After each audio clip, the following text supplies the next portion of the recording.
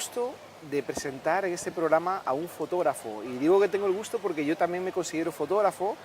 Traemos a Peter Field Peck, un fotógrafo de prensa y un fotógrafo documental estadounidense, actualmente residente en Madrid.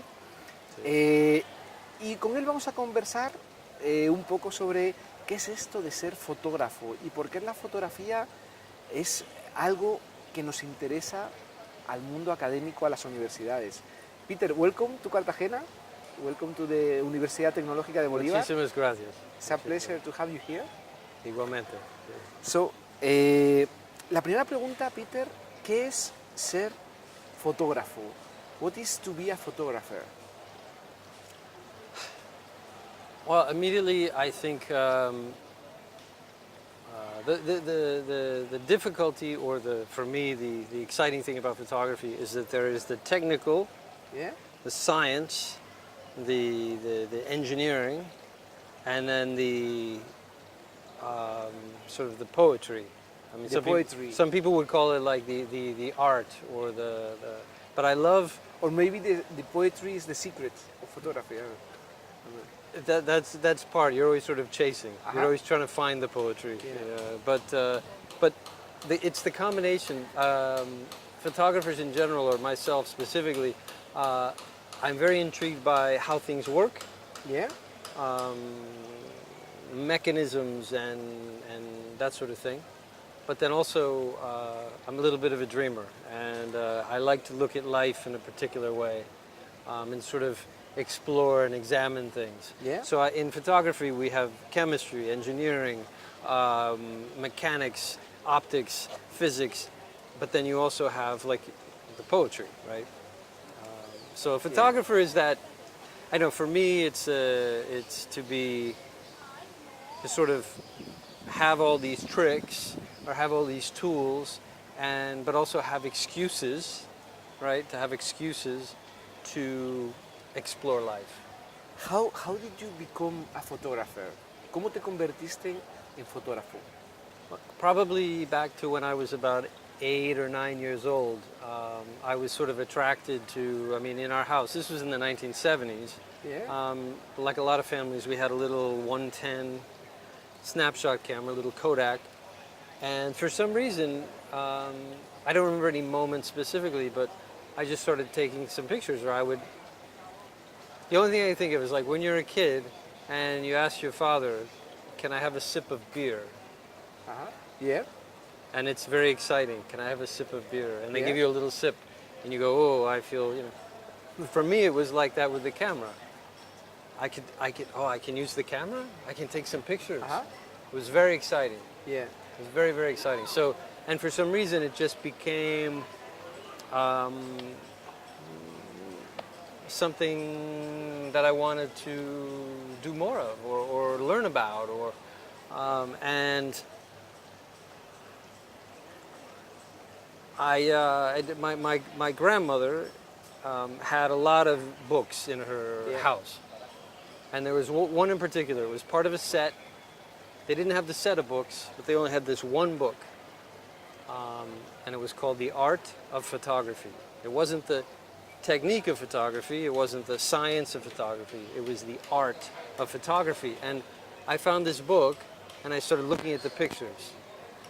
And at 10, 11 years old, it was super exciting. It was very, very interesting to me, because the book was telling me that there are all these different people, these photographers, using cameras to create these visions or specific images of the world. And I thought, wow, this is something that I could be really interested in doing. Do you still have this book?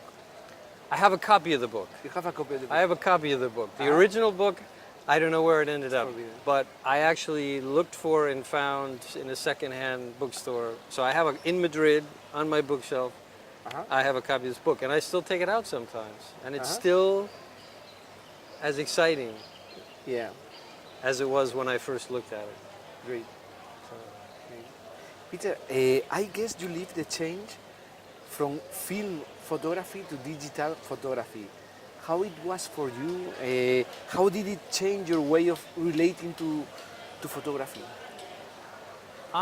In some ways, I mean, I am that transitional generation. I remember when to make a telephone call, you had to be at someone's home or a business, and you had to turn a dial, and you had to use a wired phone and the whole.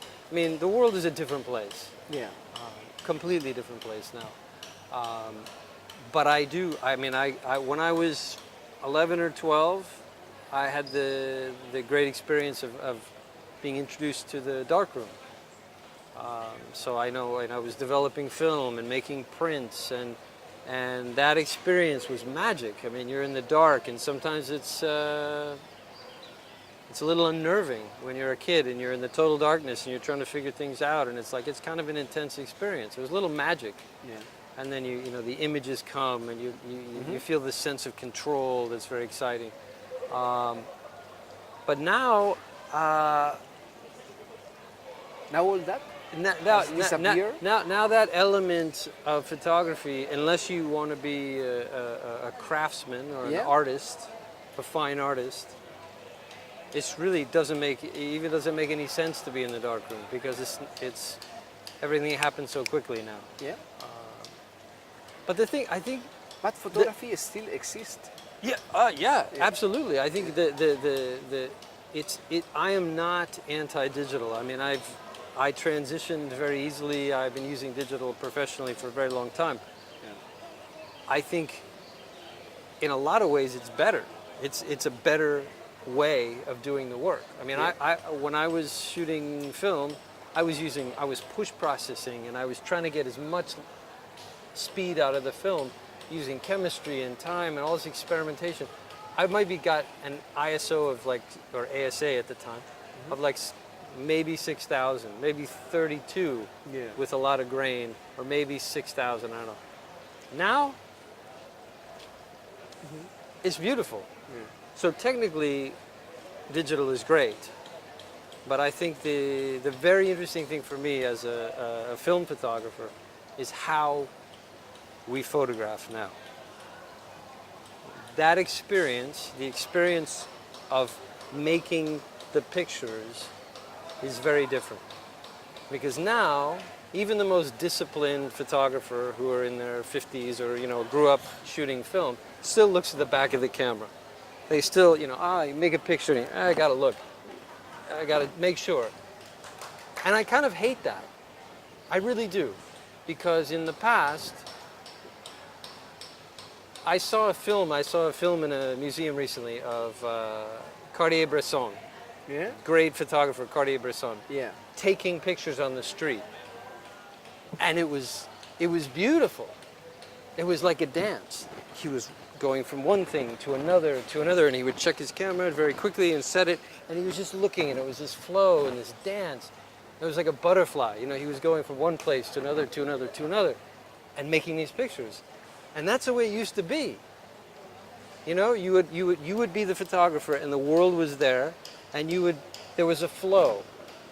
There was a flow, and you never stopped, and you never thought, and you never, it was just from one to Beautiful. and it was a beautiful experience. And now, I don't know. It's just a personal thing. I feel that now. Like it is a different experience.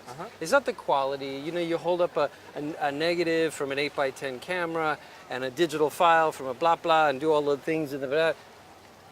It's an image. And digital. Do you want to spot prints every time you make a print? No.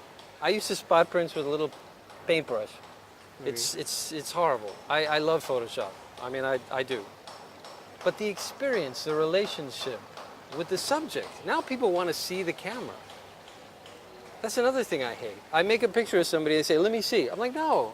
Why do you, I'm making it, no, let me see. It's that, I just want us to be okay, like everything's okay.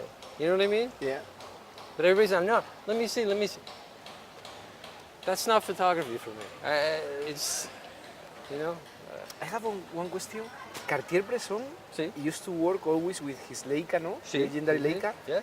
Do you still take pictures with film photography? Do you have any? It's interesting. I was a terrible equipment collector. Yeah? When I was living in New York, I had so many old cameras. I was a flea market maniac. I had all kinds of stuff. Yeah. I had, and for a period I had Hasselblad, very, very nice Hasselblad camera that I was using. I had, and I actually have a Leica M3. Yeah. Still have it. I have that, and I have a... The Leica M3 is not digital. No. This is from legendary. 1954. 1954. Leica M3. Incredible. And the only problem is I would love to shoot with this camera more. And the experience, again, like I was saying, the experience of shooting with this camera is very different. Yeah. You're just taking pictures. You're not... It's a different thing. Peter, when you choose a theme to photograph, how do you prepare it? It's... Sometimes Yeah. the project comes to you. It's like magic. Sometimes the project just comes to you. You meet a person and they say, oh yeah, well my father owns this machine shop and we make pipe for all the water lines of New York City, and hey, you want to come by and say, or my cousin runs a shipyard and you want to, whatever. I mean, something like that. I've been fortunate. I've gotten some very nice things. Oh, do you want to come out and visit me and go to a rodeo? Okay. Mm-hmm. But then there are other things where it takes research. I think you can be open to these experiences, and as far as I'm concerned, always say yes. If something sounds interesting, just say yes and go. You know. But then there are other projects where, I'll be reading a news story, or I'll be looking at a book, or I'll be talking with somebody, and I'll think, wow, that's a thing. That's a person. That's something in the world that sounds very interesting. And I'll start doing research. And again, the internet is great. And but yeah, it can go one way or the other. Well, and the last question, talking about your work. Mm-hmm. How would you describe your photography style? What is for you a good and effective picture?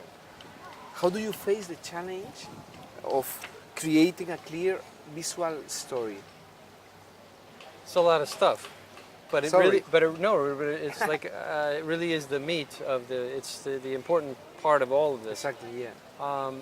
And again, I'm a big fan of books, and I read a lot.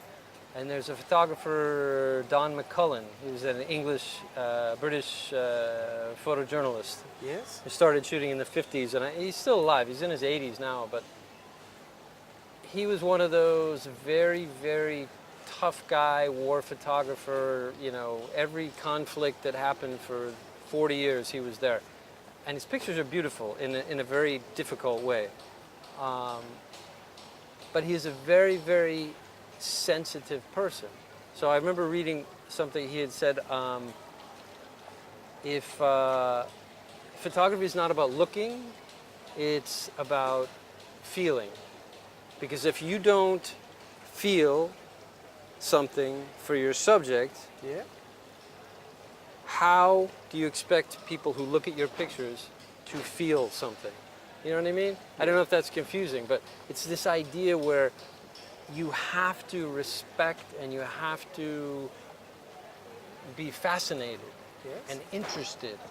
Even if it's a simple moment. Like I used to shoot for newspapers in a small town, and you would go to, cookouts or award ceremonies, or there's always something. There's always a face. There's always a moment. There's always an interaction that is touching.